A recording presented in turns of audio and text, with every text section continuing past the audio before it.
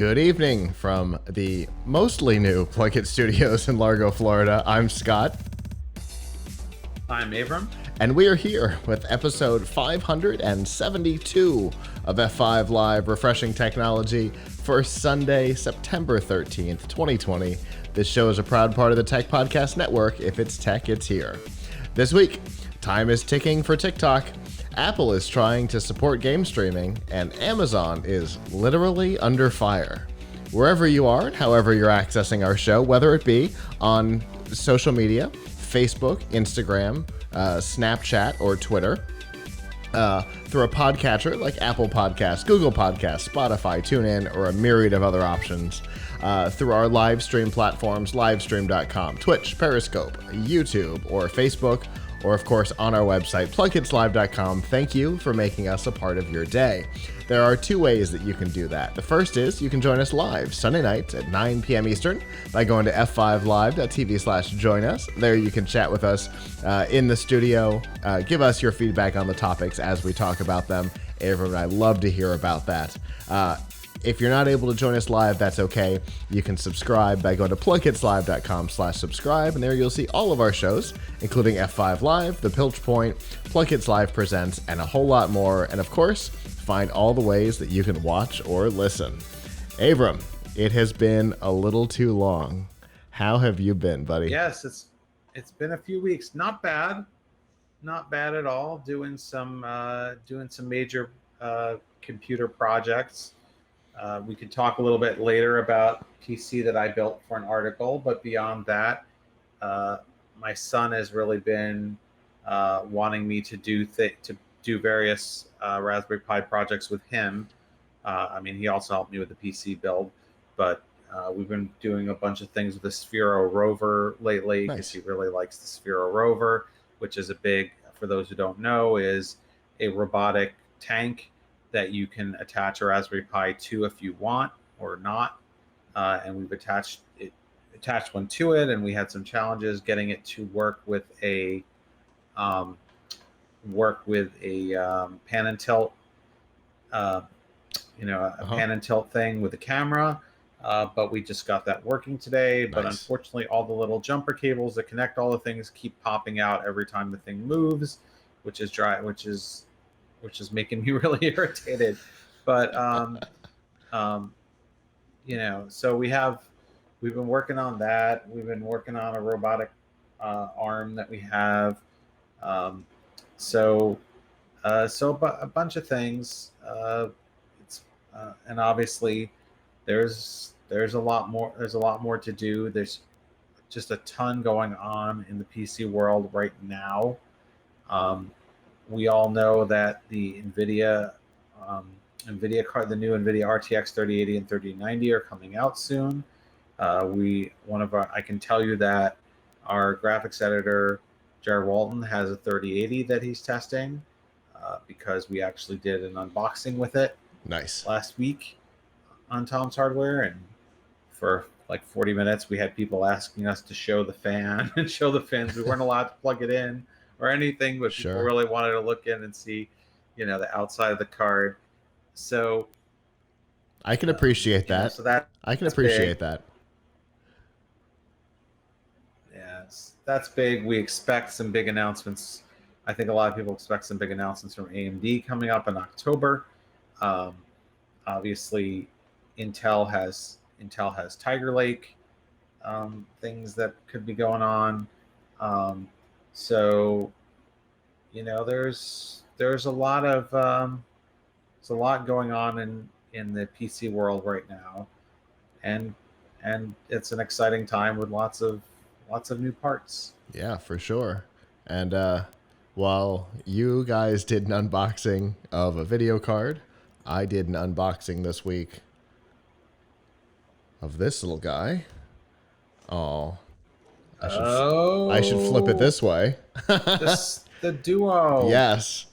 I got a Surface Duo this week, and I have been having a lot of fun putting it through its paces. It is an interesting little device. It's got a couple of quirks that are software based that they'll probably deal with in the next week or so. But in general, it's a snappy little device. I'm surprised. I was a little concerned, but the one thing that would, I mean, I love the concept of the dual screen. It doesn't look very pocket friendly. Can it fit in your pocket at all? Yeah. I have some pants with very small pockets, and the first thing I did was I put those pants on, and I tested it, and I was able to get it into the pocket of those pants, which was encouraging. And then I put on some gym shorts. I've put on some jeans. I've put on, kind of normal clothes. That's real benchmarking for you. Yeah. Some heavy duty benchmarking, trying different pants. Because my concern was the same as yours, right? Because, when you close it, it is a bit of a big device. And so, I was concerned that something this size might not fit in my pocket and therefore not be a particularly useful device. But it has proven me wrong at every turn. So that's good. That's what I was hoping to see, was that I was going to be wrong. How are you finding the camera? Really nice. I'm going to post some pictures to the F5 Live, to the PLUGHITZ Live Facebook page, and probably F5 Live as well, of the studio taken in a pretty low light last night, just as we were finishing it. I'm impressed. I took a picture of my dog with it, and it's the first camera to ever pick up the red in his chest. It's the first phone camera that's ever emphasized the red in his chest. So that was pretty cool. Great. So I like it. I've shown it to some people, and I've accidentally sold a couple of them. It wasn't exactly my intention, but they put it in their hands. They messed around with it for a little while, and they're like, yeah, I'm going to order one right now. So it's definitely one of those things you got to have in your hand. And you'll be like, oh, okay, I think I understand. Because from a conceptual standpoint, it can be difficult for some people, but so far people touching it seem to like it. I've read some tech blogs are annoyed that it's last year's hardware, but I'm coming off of Nest 10. I'm coming off of last year's hardware anyway, so Anyway, before we get into our planned news tonight, something happened about an hour ago, and we decided we weren't going to throw out the entire rundown, and we'd cover it here in the opening of the show. Nvidia has announced that they have acquired ARM for $40 billion. Avram, that is crazy. Yep.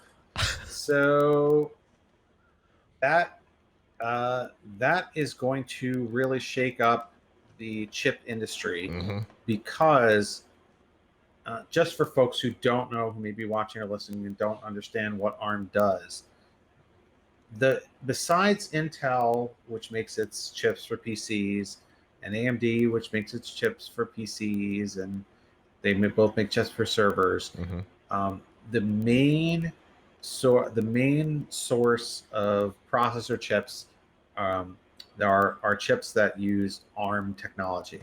But the ARM company actually doesn't make anything. They make the IP. They design the architecture, and then they license it. Right. And so in your phone, every single phone is an ARM processor. But your ARM processor might be made by Apple, might be Apple's ARM processor, it might be Qualcomm's ARM processor.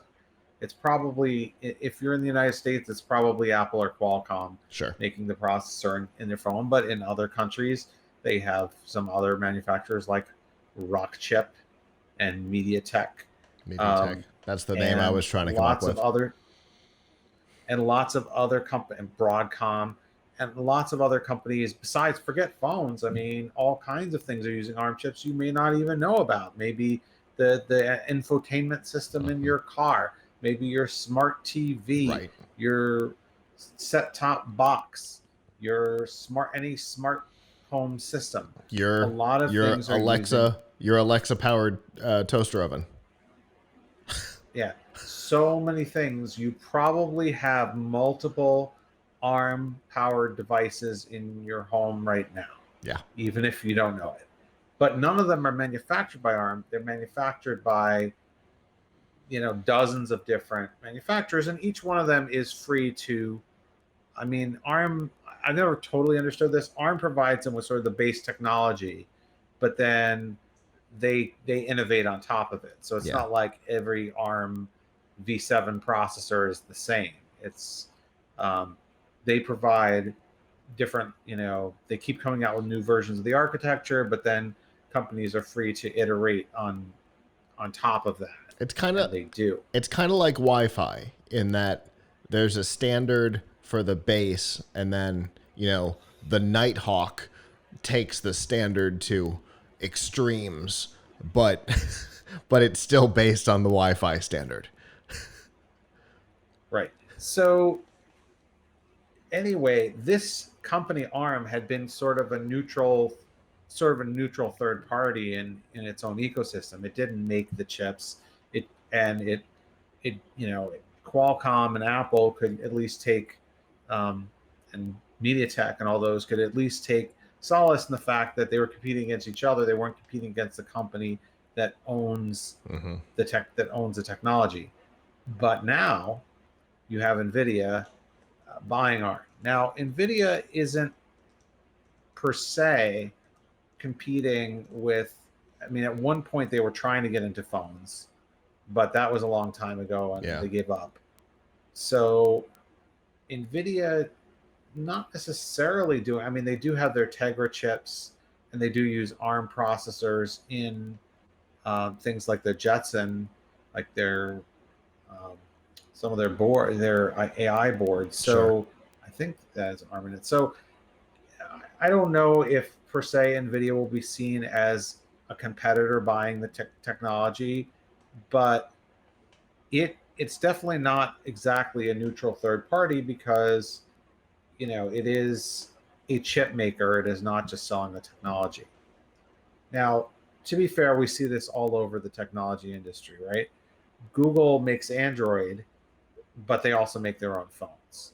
Microsoft makes Windows, and when Microsoft decided to do the Surfaces, I thought, oh man, they're going to regret this because they're supposed to be seen as a sort of a neutral operating system provider, but it hasn't stopped.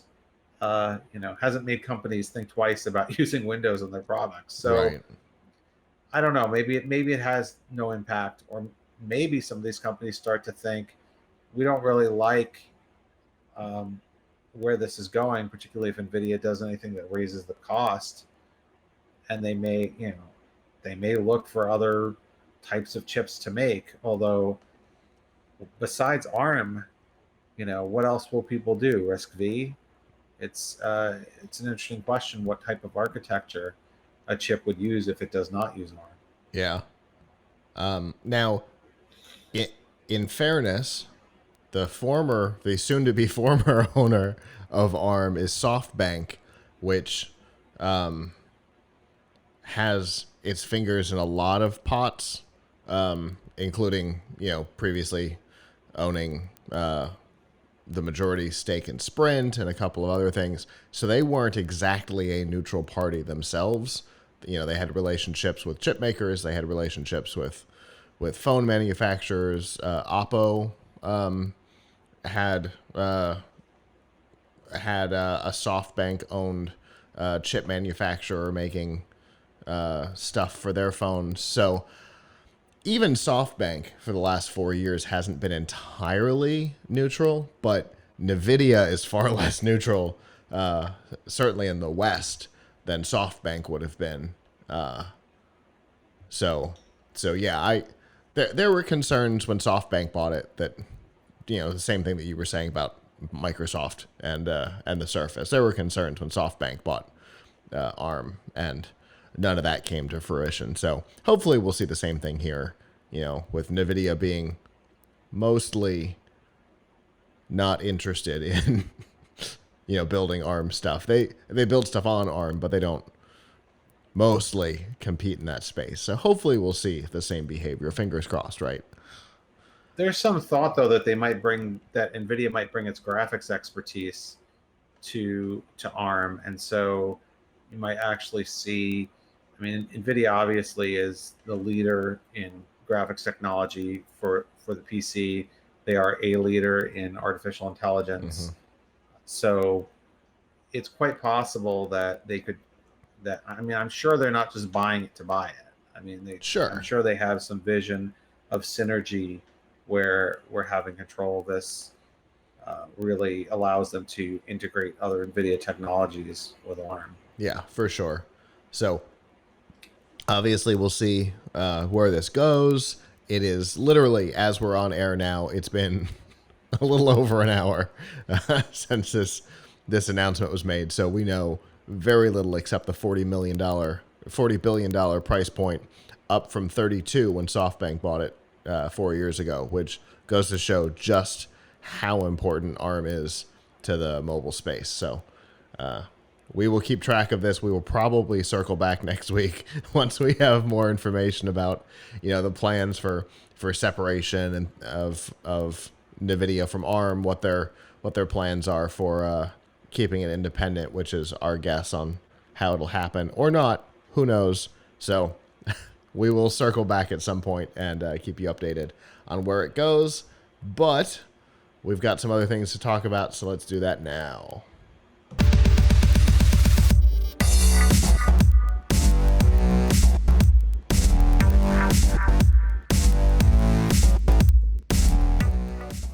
This week's Nifty Gifties and F5 Live is proudly powered by the Microsoft Store.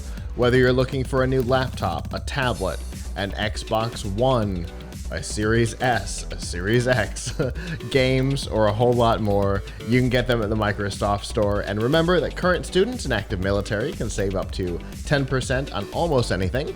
And you can find out about more. You can find out more about that by going to f5live.tv/Microsoft. Yeah. Sorry about that. Don't know why a phone started talking. Anyway, so we've talked a lot over the last, 6-7 weeks about the future of TikTok in the United States and the West in general, but particularly here in the US. If you have not been following, there was a series of executive orders that went out. The first was earlier in August, I think it was August 6th, that set a deadline of September 15th for a U.S. company to purchase the U.S. operations of TikTok or see a ban. After a legal advisory group took a look at what was happening, a new deadline was set. However, some public statements from the current administration suggest that the 15th deadline, which is 2 days from today, might hold. And if that's the case, a purchase has to happen by basically close of business on Tuesday or on the... It happened. It happened? Yes, 30 minutes ago. Oh my God. Okay. Here, great. This is, honest to God, this is like the week that AT&T announced that they were purchasing T-Mobile and we just had to throw the whole rundown out. Oracle. It's Oracle. Oh. Oracle, huh? It's Oracle. Okay. Yes. That's interesting, isn't it? Yes. For a number of reasons. Let's start with the restrictions that were put on the purchase from China. And it's the same restrictions that we have on U.S. exports. Encryption technology and AI technology cannot be exported. And China put the same policies in place ahead of this sale, which basically means that the following matchmaking algorithm, the feed algorithm for TikTok are not part of the purchase, which made the purchase less attractive to the Microsoft Walmart deal, and apparently not at all less attractive to Oracle, despite the fact that they have no real expertise in either of those areas. It doesn't make any sense.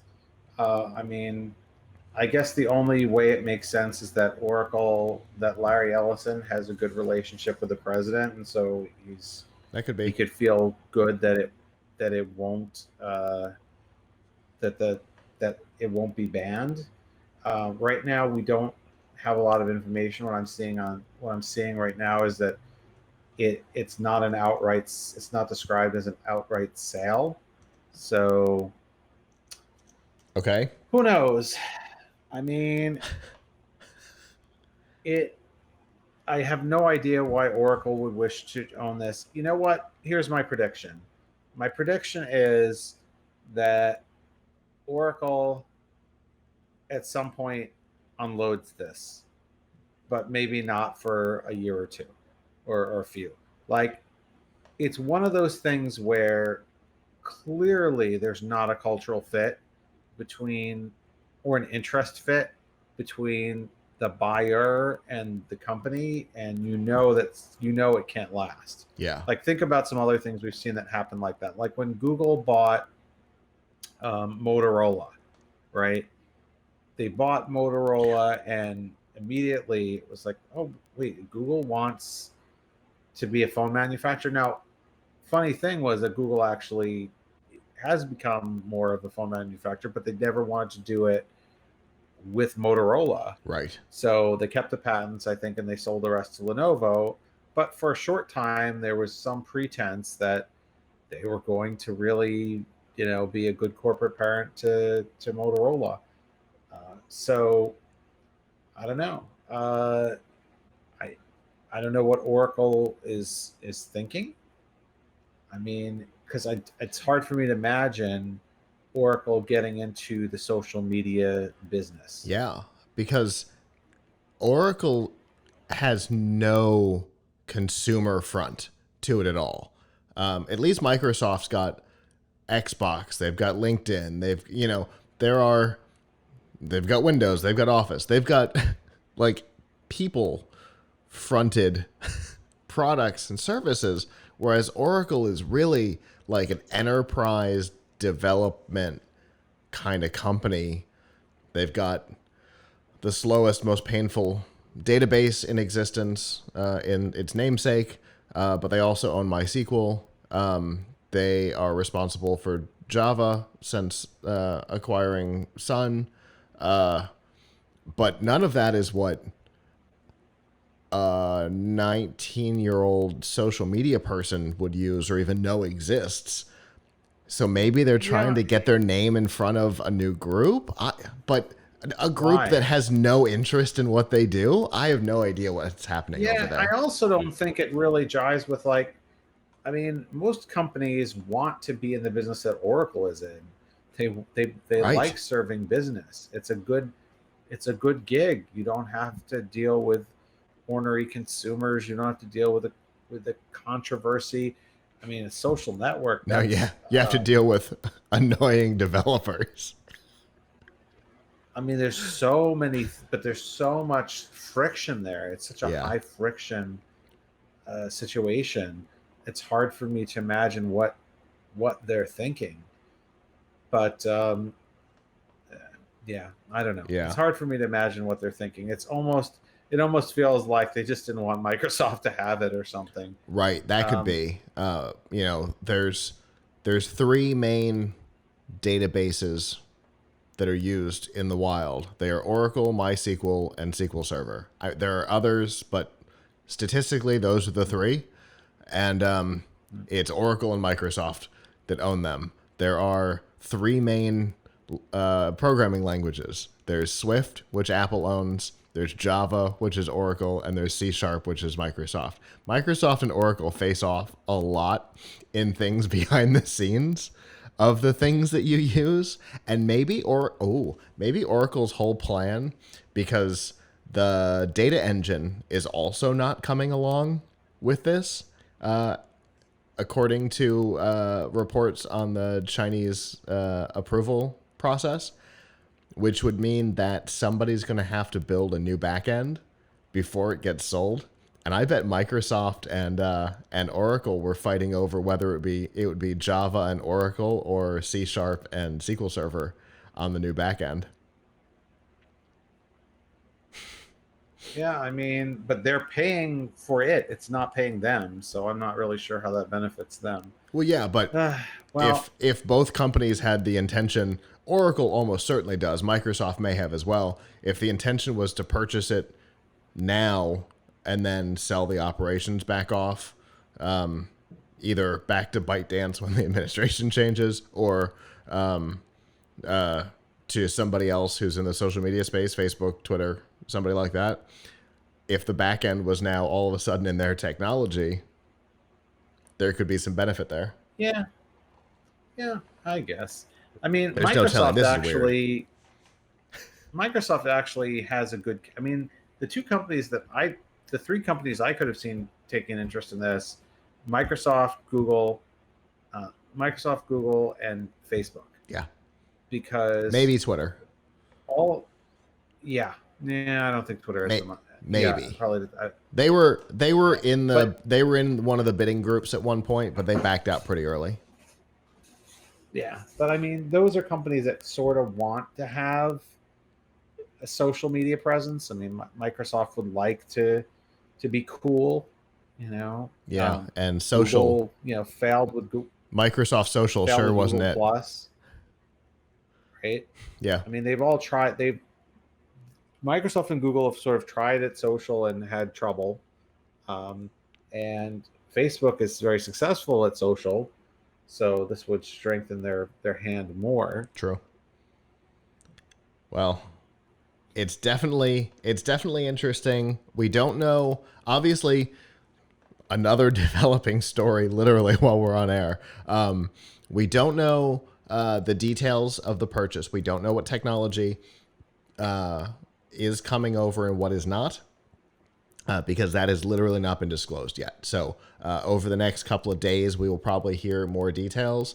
I don't know unless it's truly bonkers, I don't know if we want to talk about this story one more time, but we may write about it again to update on what has happened. But it's definitely, the whole situation is bizarre. Oracle makes it even more bizarre in my book. But, we don't have control over the weird things. We don't know the inner workings of what's happening. And I don't know. I guess at some point we'll figure out what's going on. But right now it's definitely strange.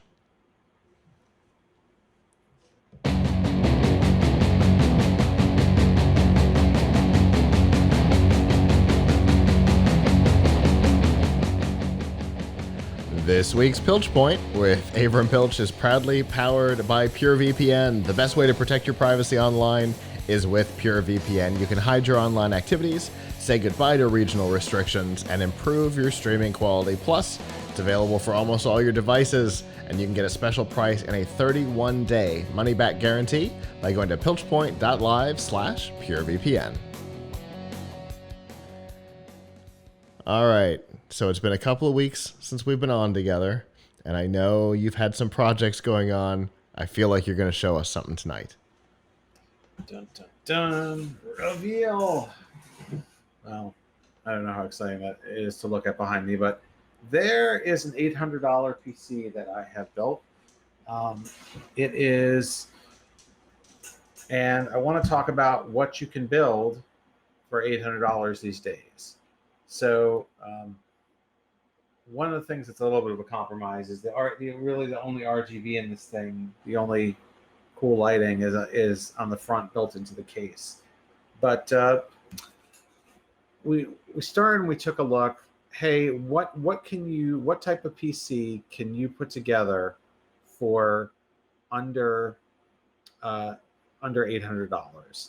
And why $800? Well, a lot of people want to build a PC for under $500, and it is possible. But you'll really have to compromise on performance and storage. $800, I think, is the beginning sweet spot for getting something that is good for a variety of things: gaming, productivity, and streaming. So you might be asking, well, why buy? Why not? Why build a PC? Why not just buy a pre-built desktop? Well, it would definitely cost you several $100s more to get what we put together in this PC. So here's what's inside for slightly less than $800. Although prices may vary day to day, things go on sale, off sale. Things, the particular video card we bought might be out of stock now and in stock next week. So keep that in mind. So what's in the system here? Well, first of all, this case, $60. It is an Antec DP301M micro ATX case. It's really quite nice. It has a tempered glass side panel over here. It has this RGB light in the front. It's got USB ports on the top and audio ports. And it's really good for cable management and not making things a mess. The CPU inside here is an AMD Ryzen 5 3600 CPU, which goes for around $185. That gives you 6 cores and 12 threads, so it's very good for multitasking, and it can go up to 4.2 gigahertz, so it's pretty quick. While you can get a Core i5 from Intel for around the same price, this gives you more threads for better multitasking, and it also comes with a really decent quality fan in the box, so you don't need to go out and buy a separate CPU fan. We also, for the graphics card, we were able to put in an Nvidia GTX 1660 Super graphics card. This particular model that we put in there is a gigabyte, but there are many brands that sell GTX 1660 Super based cards, and this was $230. And with it, we were able to get really solid frame rates of 40 to 60 FPS on high settings on some AAA games at 1080p. Now, if you want to go up to playing at higher resolutions like 2K, or you want ray tracing, then you got to spend more. But really pretty decent performance for a $230 graphics card. We were also able to put in 16 gigabytes of RAM, a set of Patriot Viper Steel memory, which was high-speed DDR4 RAM, cost $58, and a 1 terabyte Western Digital SN550, Western Digital Blue SN550 SSD, which only cost $105 when we bought it, but you can often find it on sale for $95. And that is a PCIe storage drive, so it's high speed. It's high speed SSD storage. It's not an old-fashioned SATA drive. Rounding out the build, we have a 600 watt power supply that costs $55. It is a Thermaltake TR2 power supply. It is not a high-end power supply, but power supplies have gotten very expensive, and that's an area where we really wanted to cut some cost. And we got a Gigabyte B550 DS3H micro ATX motherboard that provides really solid performance, good mix of ports, four slots for RAM, really quite decent. So all told, our build came out to about $794. Now that is, at the time we bought the parts, that is not counting a few things. It does not count the cost of the operating system, which you may already have a copy of Windows, or you may buy a key for $20 somewhere, or you may be eligible to get it for free. There's a lot of ways to get Windows for free. You can even, we have an article about this on Tom's Hardware called How to Get Windows 10 for Free or Cheap. So you do not have to pay $130 for a Windows license. In addition, we also spent, we don't count this toward the total because a lot of people would put the PC near a router, but I bought an 802.11 AC USB Wi-Fi dongle for $37, and that we're using that to connect to the internet because my home office here is kind of far from the router. But all told, you can see how we did it. More details about the parts by going to tomshardware.com. We've got the article on the $800 PC. But I think the overall message is you can build a pretty capable PC for under $800, and not only can you use it for gaming and use it for things like Photoshop, but this was actually quite competent to stream all the games that we played on it. Games like Red Dead Redemption 2, we'd lose about an average of about 10% on the frame rate from streaming, which is really not bad. Now, when you say that, do you mean streaming the game via something like xCloud or streaming your play to Twitch? Okay. Streaming to Twitch. Obviously, if you're streaming from xCloud, then lots going on in the cloud. This is all the processing is taking place on the system. So if you're playing a game like Red Dead Redemption, which was getting like 55 frames a second for us, or is it 55? Maybe I'm confusing which. That was one of the more demanding games. So if you're playing a game that's getting, say, 55 frames per second, you might lose 5 frames per second by also streaming it to Twitch. Okay. And I tested this by streaming not just the game, but also video of myself and audio of myself. So it was having to do both: stream the game, compress the stream, and incorporate video from my webcam. Gotcha. So you were doing live processing on top of live encoding, and yes. you only lost about 10%. That's actually not bad. Yeah, it's pretty good. That is with the those who do streaming to Twitch may know that you have a choice of a couple of different compressions. X264 gives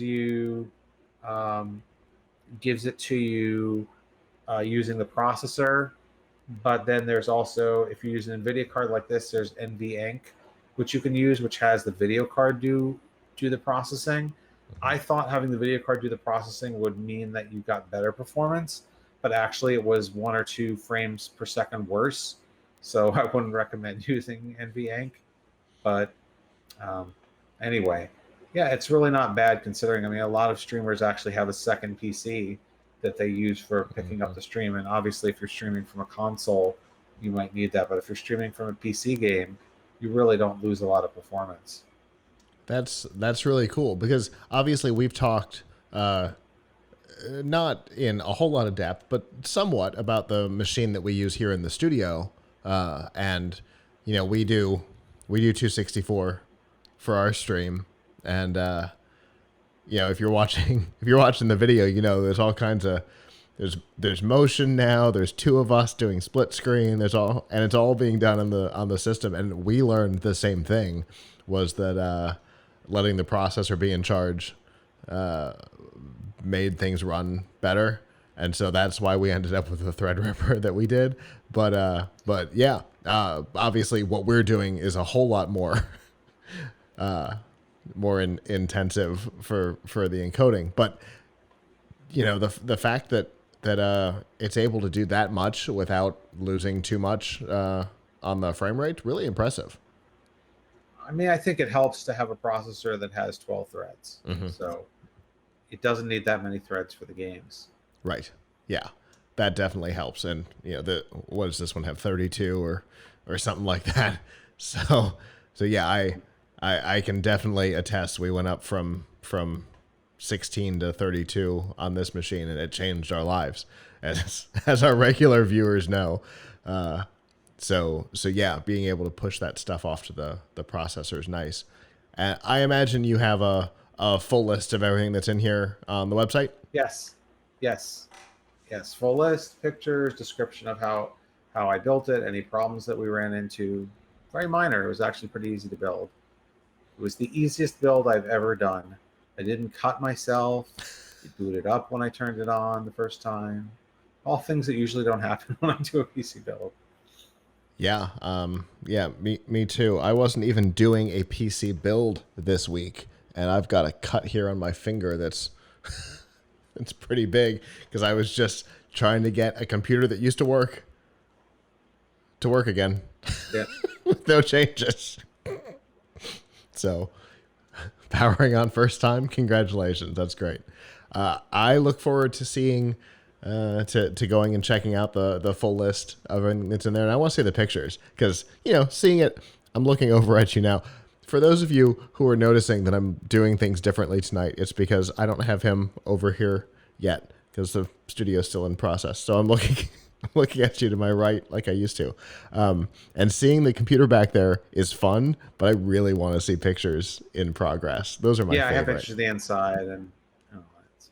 Very cool. Well, as always, Avram, I definitely always appreciate getting to see some of the weird things that you get to work on that I don't. So, what? Sorry, my brain's a little fried right this second because we had 2 segments in a row go change on us. So, what? Thank you for showing it off, and I look forward to seeing all the details and finding out what we talk about next time.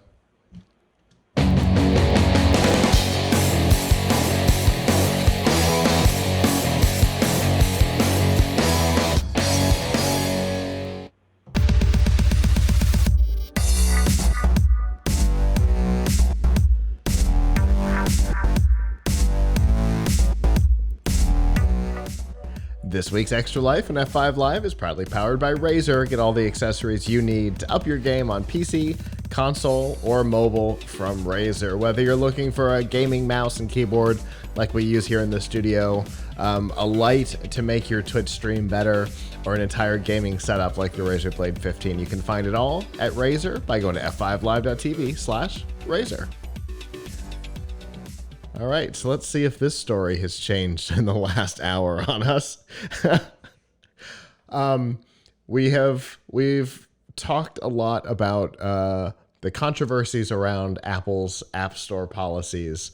The most obvious has been the battle with Epic, in which Apple seems to have no interest in stepping down. They are going to fight this one with everything they have, it seems, because it's gone to court. On the other hand, there's the game streaming apps. And in this case, we're not talking about Twitch. We're talking about Google Stadia, the Xbox game streaming, or Facebook gaming, things like that, where one app has games within it that are part of an external subscription. None of those have been available.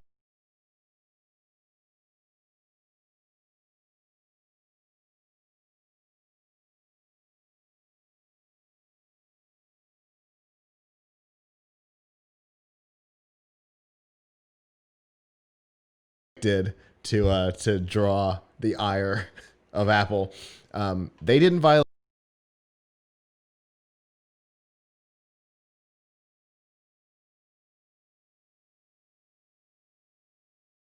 Stadia and Xbox available on their platform, because like Avram and I talked about, all of a sudden this big emerging gaming technology was going to be completely unavailable to Apple users. So what did they do? They did a lot, and we have a link to the full policies, but there's a lot to read, and if you're not a developer, you may not be able to follow it. Here's what they've done. They've made it so that Stadia and xCloud can be available on the App Store, but each game has to have its own individual metadata submitted to Apple so that the games can be individually listed like they are for the Apple Arcade, which theoretically would make sense if you were downloading installing the apps from the store, but that's not what's happening. You're launching an external app to play the game on a subscription. So that's going to be a challenge. They've also made it so that they've done that so that each game has to be approved by Apple, which I understand in their policies and in their mind, the way games work. I understand how that happens. They have also insisted that any in-game purchases be made available only through the App Store. So here are our problems. If it's an Xbox game, and let's pretend it's not coming through the game streaming service where you don't pay for in-game content. Let's say there was content. I can guarantee that an Xbox game cannot support the concept of external payments through streaming because the game's not actually on your device. It's on a server somewhere. And it's just streaming pictures, essentially video to your phone. So that would be difficult, but that's not how the Xbox game streaming service works. It might be how Stadia works. It's almost certainly how Facebook gaming works. So that's going to be an interesting challenge. Listing each game is going to be weird and a lot of work, especially up front. But I think it can be done. Up front, you've got, Microsoft will have 100 and something games to get listed, but they've been adding, 4 or 5 every couple of weeks. I think they can deal with that. And if something doesn't get approved, it doesn't get listed on Apple. Okay. But the thing that's weird here is that this is being treated so differently from video streaming, right? Netflix doesn't have to get permission from Apple for each TV show they license. So it's strange to me Imagine if they did. Right? That would be crazy. But that's exactly what Apple is demanding of Microsoft and Google here, is that each game has to be individually listed. Spotify doesn't have to get permission for each song. So I don't know what it is about games that Apple feels they have the right to be different, but here we are. Maybe it's because Apple thinks they can get away with it. Oh, they can get away with it. They know they can get away with it. I don't think that Apple could get away with it if they attempted to do such a thing to Spotify. True. Also, I guess they differentiate between something that's software and something that's media. So there's music and movies are media. Nevertheless, they are also competing with iTunes. Yeah. I think when it comes to something like Netflix or Spotify, if Spotify was required to list every song, it would mean that in the app, essentially in the Apple Music app, you'd be able to launch Spotify, and there's no way Apple wants that. And same thing with the video. You'd be able to launch Netflix and not have the you can buy it or rent it from Apple, or Netflix already has it for free. That that would not be good for them. But Halo is only available through the Xbox game streaming.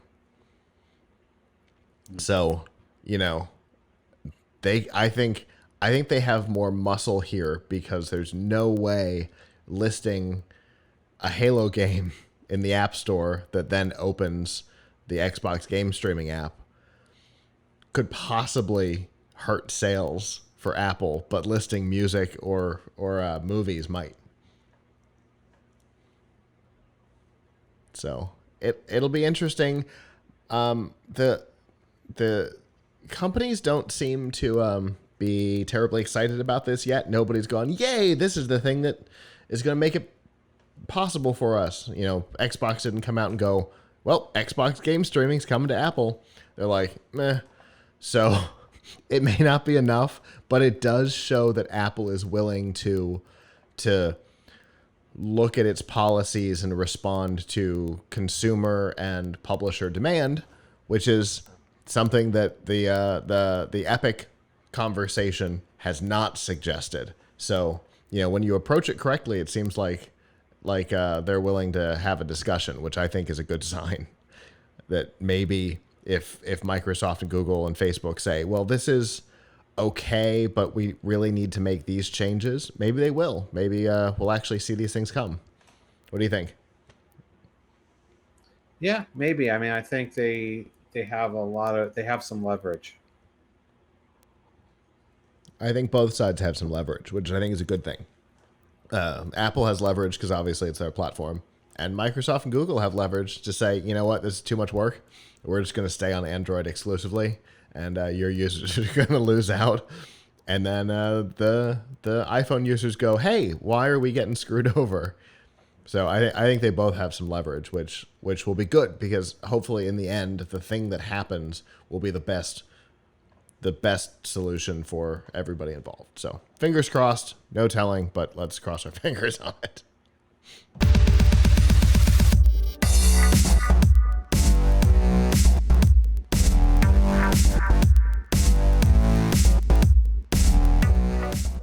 This week's news from the tubes and F5 Live is proudly powered by Riff Tracks. Make fun of movies or let these guys do it for you. Mike Nelson, Bill Corbett, and Kevin Murphy, the former stars of Mystery Science Theater 3000, are back and doing what they do best, creating commentaries for Hollywood blockbusters and B-movie oddities. It's like watching a movie with your funniest friends. And to find out what full-length feature films, short films, and TV shows and live events are available, you can find all of that by going to f5live.tv/rifftracks with an X.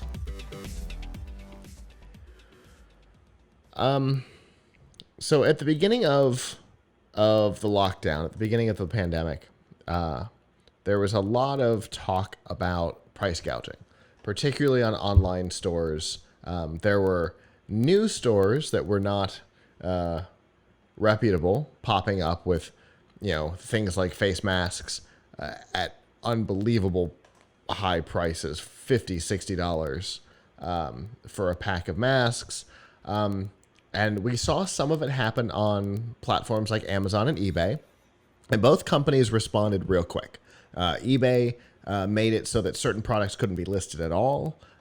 Amazon went through and year to date has removed over 1 million products and 10,000 stores from the platform over price gouging concerns.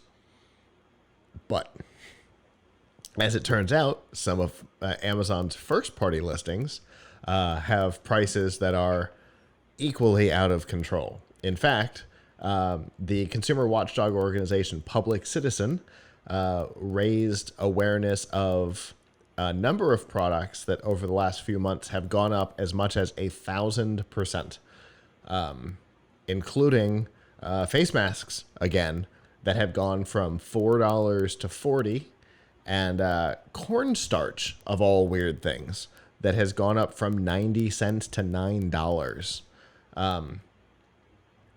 Obviously, Amazon's pricing isn't managed by people. It's managed by an AI system.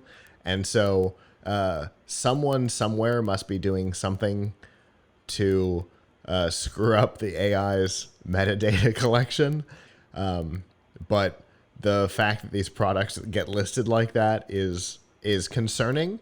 I know I was on GNC Weekly this past Friday, and we talked about this. And Avram, we mentioned you because with anything Amazon, camel is our favorite thing to make sure that a price is not out of control. And if you go and look at the SKUs that are pointed out by Public Citizen, you can see the giant hump show up and disappear as whatever AI system finds some bad metadata. It goes through the roof, and then some alert comes up on an Amazon employee's computer that goes, "Hey, so this price went up a lot. You want to look into it?" And they go, "Ooh, that can't be right." And they fix it. But you can actually see. You can see it happen on Avram's favorite price checking website. Yeah, well, it's funny you mention this because Prime Day, so everybody knows what Amazon Prime Day is, I think. Prime Day is that Amazon shopping holiday, and normally it takes place in July. But this year, the company has postponed it because of COVID-19. But all the rumors, all the leaks suggest that it will be happening in October. And I just did a story on Friday about Prime Day, when it should be coming, and what to expect, and how to tell if you're actually getting a deal. And I said, use Camel, Camel, Camel. So everyone, install the Camelizer, which is Camel's Chrome plugin. And when you're on a product page on Amazon, if you click it, it will show you what the price for that item has been, the highest it's ever been, the lowest it's ever been, and a chart of all the vicissitudes of its pricing. So you know, I like that word. Hey, wait a second, this is on sale now, but actually it was cheaper a month ago. The shoes, promoting this. The shoes from Prime Day 2019 or 2018, where the Prime Day price was 75% higher than it was the day before. So yeah, that's something you really got to keep in mind. Also, you might see that it's just like this, which means that the price has been the same, or because when they show you the price crossed out on Amazon, it may have never been that price. Right. That might just be MSRP. The MSRP has never been the MSRP. Right. It might be, oh wow, this is $99 and it's on sale for $80, and then you look and it's like, wait a second, actually it's usually $82, not $99. This is only $2 off. So the urgency isn't as important in that $2. Right, exactly. So that's why you've got to look, and then you may say, oh wow, it was cheaper before. The other thing that you need to do is, if it is a computer part of any kind or peripheral, you might want to check PCPartPicker.com. Oh yeah. PC Part Picker is really good at tracking prices of individual components. They are the absolute best at it. Yes. And they track across. Actually, I don't think they track Amazon. I think they track everything but Amazon. No, they do. They have Amazon. They do now track Amazon. Okay.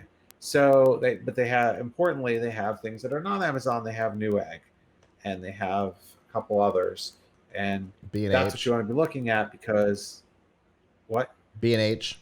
What else? B&H. B&H, right? They have B&H, Newegg, a few other places where you would commonly get computer parts, peripherals at a good deal, good price. So you really want to be looking there, because Amazon, this might be the lowest it was ever on Amazon, but it might be lower somewhere else all the time. So yeah, exactly. Just because it's $100 on Amazon doesn't mean it's not $60 on Newegg. Which is exactly what when we rebuilt the computer for in here, PC Part Picker is how we did it. And in addition to the pricing stuff, it also makes sure that the stuff you're buying is compatible, which, oh, thank goodness for that. Yeah, it's an absolutely amazing, brilliant site. Those folks do a fantastic job. You can actually make like a little shopping cart of all the parts, and it'll total up what it would cost you, and then you can send it to somebody. It's and then you can really, link really then you can link out to the stores. It's like, these are the three that are best on Amazon, and these two are best on Newegg, and this one you should get from B&H. And then when you click it, it opens up the browser windows. Oh, brilliant. But so there are a lot of tools to make sure that AI based pricing on Amazon doesn't get you, and things like that. But that's not Amazon's only problem this week. Price gouging isn't their only issue. They also have, thanks to a CNN investigation and the help of the University of Maryland product testers, they confirmed that there are a variety of Amazon Basics branded products that have major safety concerns that Amazon has been aware of through customer reviews and has not addressed, including the product I mentioned earlier, the connected microwave. That product is sparking and has in at least one case caught fire, and potentially has happened when the device has been off, which is really concerning. There has also been a lot of concern over Amazon Basics USB wall warts and USB cables getting hot and melting. And Amazon has left these products up. Obviously, now that this CNN report has come out this week, they're going to have to take a closer look at the products. But it does go to show when a seller gets as big as Amazon and they start white labeling a ton of products, it gets hard to manage. White label products can be a real challenge because they may never have them in their hand. They may, come from some manufacturer in China. They get the Amazon Basic stamp on them. They might get drop shipped. Who knows? Amazon may never actually see the product. And so Well, that's a huge problem. that's the problem. I mean, Amazon certainly has enough money and resources to do a better job of safety testing its products. Yes, absolutely. Period. And should They be doing really it. don't have an excuse. Absolutely. And they should be doing it more regularly than they are. Obviously, they and we can go back to a product that we've talked about a lot because it ruined my Thanksgiving. The Monster luminescent LED strips. When those things first came out, they worked great. We had a whole bunch of them all over the old office. And then all of a sudden, they stopped. Thankfully, it was just that the transceiver was garbage, but that could have been a heat issue. There could have been all kinds of problems that happened there. So you can't just test it on the first batch. You have to spot check them over time and make sure that nothing weird's happening. But Amazon has the best database of consumer reviews. They have people posting videos of this microwave sparking. And Amazon's not addressing it. So, that Yeah. that's going to change because of this investigation. But Well, I asked this question: if their microwave sparks, how is it that Panasonic and Sharp and LG are able to maintain quality on their microwaves, right? because they're not white labeled, for one. They're manufacturing. Yeah, but they're more heavily involved in the product instead of having somebody else design, build, and then just stamp their name on it. well, Sometimes, most of the time. you put your name out there, Mhm. you gotta live with it. You gotta live with the consequences, right? Absolutely. And Amazon has to live with the consequences. Now, yeah, it seems like they didn't have enough involvement in making sure that this stuff was high quality. Right. And I have to admit, I have gotten Amazon Basic stuff on the premise that, well, how bad could it be? Because Amazon wouldn't make something that terrible, right? Right. And you're far from the only one. Ironically, the wall warts that we used to power the Monster Illuminescence are Amazon Basics branded. I mean, I just kind of assume better than some no-name brand, right? It's Amazon. They must have some level of quality. Now I'm sitting here looking on my desk at the Amazon rechargeable battery charger that I got, thinking, well, did that make the list? I hope not. I mean, I looked at the reviews; they were all very positive about it. That's good. But that brings us back to the same topic. It may not be on price, but it's still research, right? Do your research on a product. It doesn't matter what it is. If you're looking at price, Camel, PC Part Picker, things like that. But also look at the reviews. Look at from a couple of standpoints. Look at the best, look at the worst, look at the newest. Because, if you look at a product and that has had reviews for 2 years, it's the same as looking at a restaurant. Just because it's 5-star doesn't mean it wasn't purchased 3 months ago, and all of a sudden the last 12 reviews are garbage. You got to look at the newest.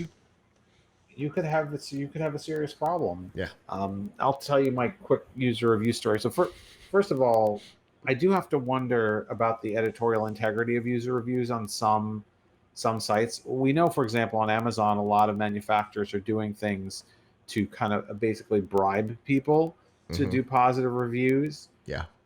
for example, when I got this USB Wi-Fi dongle, it had a little card in it that said like, "Hey, if you give us a review," which I think they mean a positive review, send us a picture of it or something. Send us a link to it, and we'll send you a free USB flash drive or something. Yep. And I had I just bought a thing for my kitchen, a mandolin, and inside it was like, if you give us a review and send us a link to it, we'll send you one of these two things. Right. So, and sometimes they give things for free to people to do it. So, there's some editorial integrity problems there, but at least you get the feeling, particularly since Amazon left up ones that said that their own products caught fire, that they are letting through some honest negative reviews. And I was a fool when I bought my washing machine and dryer a few years ago, because unfortunately, there's not a lot of, unlike with laptops and microphones and computer stuff, there's not a ton of places that review appliances, right. Large appliances. There's Consumer Reports, but they don't review every model. And the model that I was looking at was Samsung, and it had on Home Depot, it had something like 4.5, 5 stars. And I think Consumer Reports said that Samsung brand was good, but they hadn't reviewed that particular model that I got.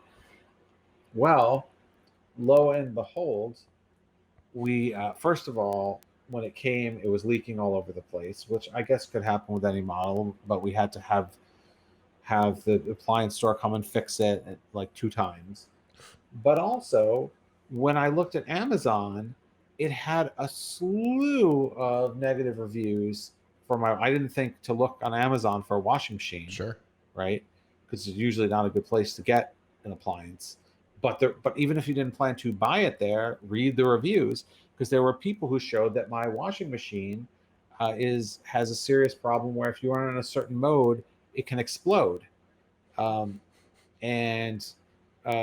By explode, I don't think they mean catch fire. They mean like literally it can just, like, the wall of it can break off and shoot across the room because it's not.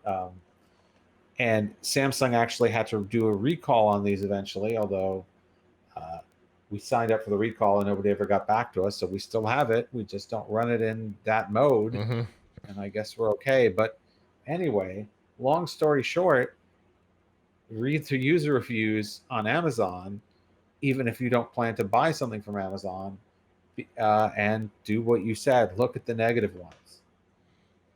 Yep. Granted, someone will always get something defective. Like, you will always find someone who got something defective. Like I used to say at Radio Shack, everything that's mass produced has a failure rate. Right. So for sure, when you look at the 1-star reviews, some people will say this was defective. But then you look at why was it defective? Was it just DOA? Okay, DOA can happen, and you see a lot of those. Or is it like, this is defective because this piece is flimsily made and it fell off? Well, wait a sec, that suggests real build quality issues. Exactly. So definitely look at reviews, look at prices, do your research before you make a purchase. It doesn't matter what it's on. Just because it's got a big name brand on it, like Samsung, doesn't mean that it's going to be perfect. And just because it has a no-name brand on it doesn't mean that it's going to be garbage. Do your research, make sure you know what you're up against when you make a purchase. And that's not just Amazon, that's everywhere, that's everything. Do your homework, because if you end up with something that's garbage, at that point it's on you if you didn't do your research. So you always should. And now, ironically,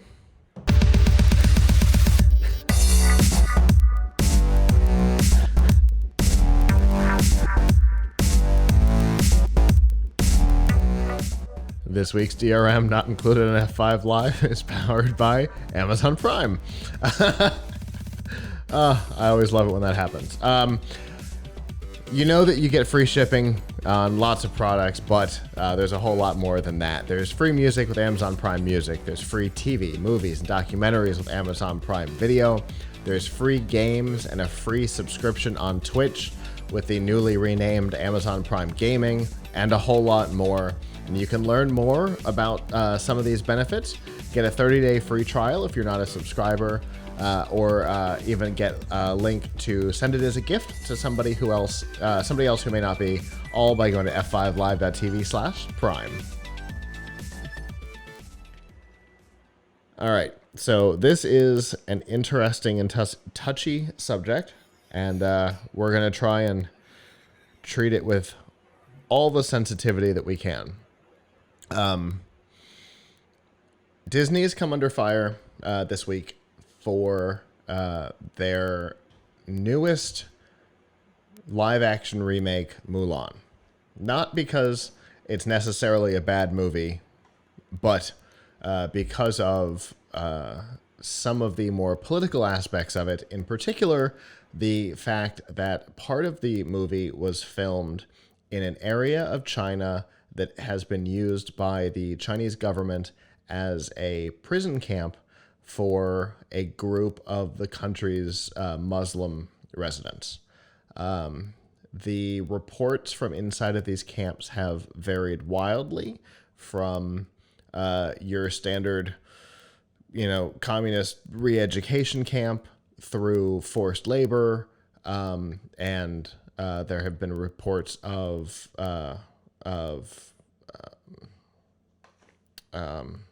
what's the word I'm looking for? Organized genocide. Organized was the word I was looking for. So the reports from the region do vary wildly, but none of them are great. And Disney filmed part of this movie in that region, and then in the credits thanked the organization within the Chinese government that is responsible for the propaganda that has allowed the government to create these prison camps. Obviously, that has returned to Disney a lot of concern that they would be involved with this group, that they would film in the area that these prison camps are in. It has gone so far as having the head of finance for Disney have to address the topic at a Bank of America conference, of all the weird places. And she didn't really exactly address it so much as say most of the film was filmed in New Zealand, and we were granted permission from China to film, which is required. If you're going to film anything in China, you have to have the government's permission. And that one of the 20 locations was in this area, but it was not in one of the camps. It's definitely a little shaky ground that now Congress wants a better explanation. They sent a letter to Disney asking for more information about how closely they worked with an organization that may be involved in covering up some massive human rights violations, and Disney has not yet responded. But there is a massive boycott against Disney right now because of this, and the film did not do what they expected in its initial release, probably because of it. It's a weird situation. There's a lot of reasons why this film would not do well. That's true. Number one, it didn't come to theaters like they would have liked it to. And by the way, did you see how Tenet did in theaters? I think the only major release that's come out since COVID-19 did terrible. Yeah. And that may be why Wonder Woman 1984 has been postponed again. Number 5. I think Christmas. Date number 5. It's going to be postponed. It's going to be again. Yeah. It's going to be postponed again. All indications are people are not in the last place. I mean, we don't need to go on this tangent here, but the last place people are going to go if there's any concern about a pandemic is the movie theater. Mm-hmm. The last place. Now, look, there's lots of people in America who seem to think that there's not really a pandemic and they can go around without wearing masks and everything's okay. Maybe some of those folks will go to the movies, but there are enough people out there who are in touch with reality and know that it's actually dangerous, that you just can't have a successful movie release right now. So they released it on Disney Plus, but then aren't they charging people $20 or something for it? $30. Yeah. So right there, that's a fail. No one wants that. I mean, and a lot of people know that it's going to be available as part of Disney Plus in December. Right. So I mean, that could be said, unfortunately, about anything that's being released right now under that same type of system, like situation. Like, for example, my wife and I would love to see Bill and Ted Face the Music. We really like Bill and Ted, but we could probably save the $25 and just wait a few months until we can rent it for $5. Yeah. So, I mean, we made an exception for Trolls World Tour because it was my son's birthday and he wanted to see it, and okay, we'll do that. But, it's a hard sell to get people to spend more money to watch it on the same TV screen that they could watch something on 3 months later for either $5 or free. Yeah. So that's the baseline, right? That's But you have to. That's the big problem. But you have to assume that they took that into consideration when they were looking at what was possible, and they still missed expectations. Yes, and then don't you also have to have Disney Plus to rent it? Yep. Didn't they do something like that? So you've also now, like, further, for those who don't have Disney Plus, now they can't rent it. So that's like further limiting your audience, your customer base, for reasons I don't understand. I guess to promote Disney Plus. But if you really want to promote Disney Plus, that would be free on Disney Plus. But also, there's more.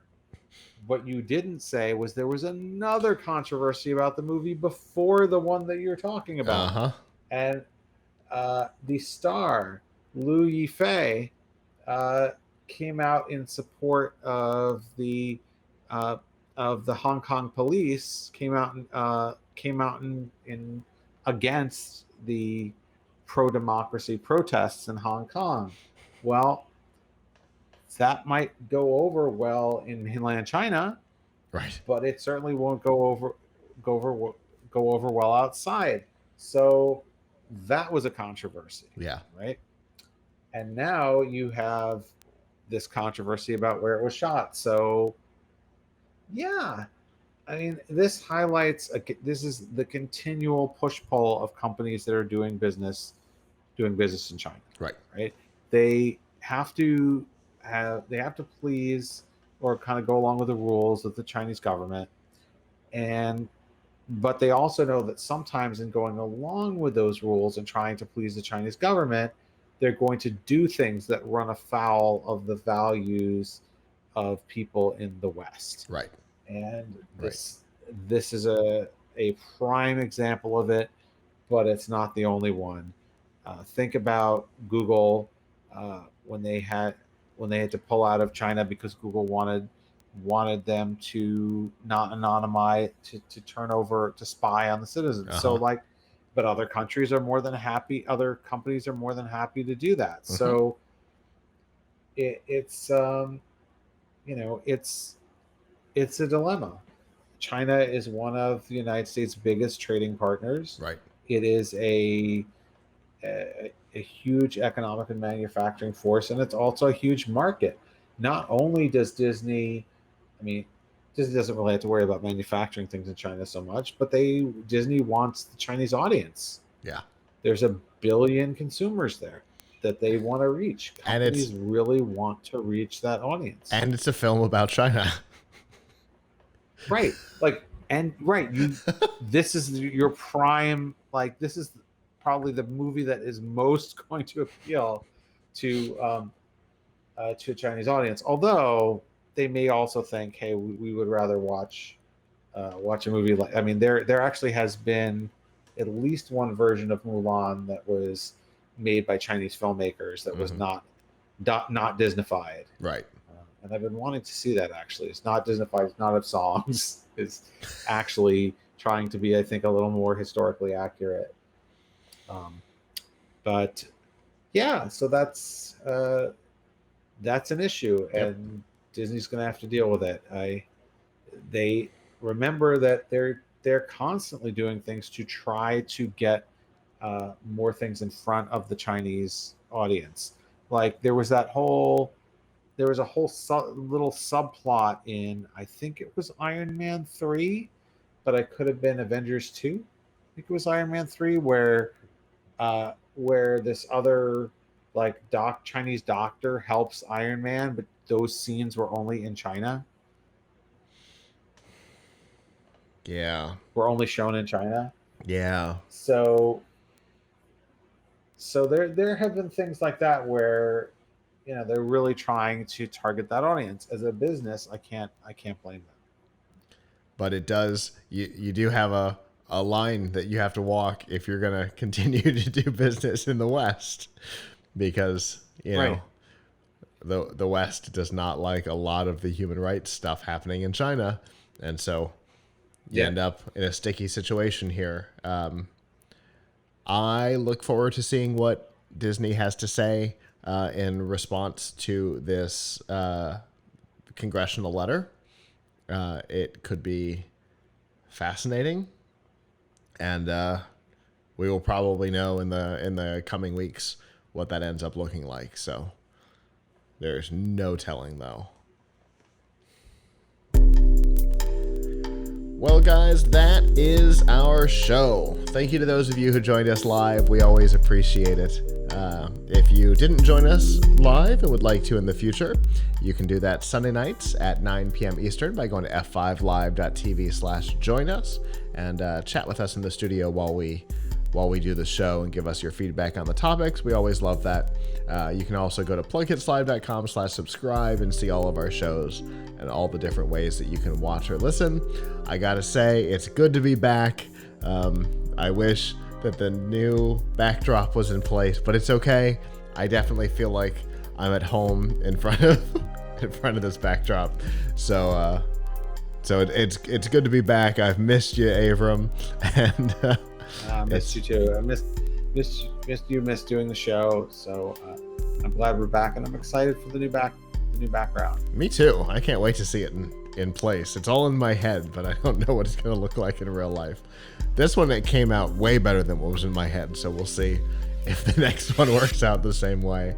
But for now, we're back to normal. We'll be back, ideally, if everything goes right, next week.